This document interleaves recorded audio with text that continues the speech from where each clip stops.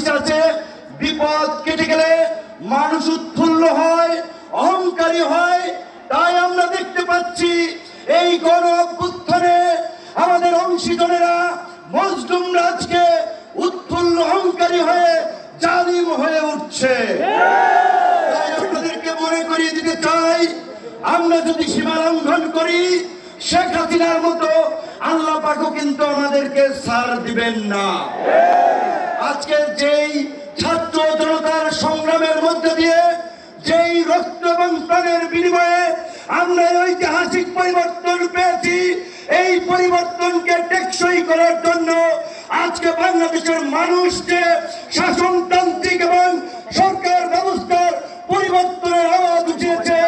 সরকারকে বলতে চাই, সেই শাসনতান্ত্রিক ব্যবস্থার মৌলিক পরিবর্তন না করে আপনারা নির্বাচনের দিকে হাঁটবেন না।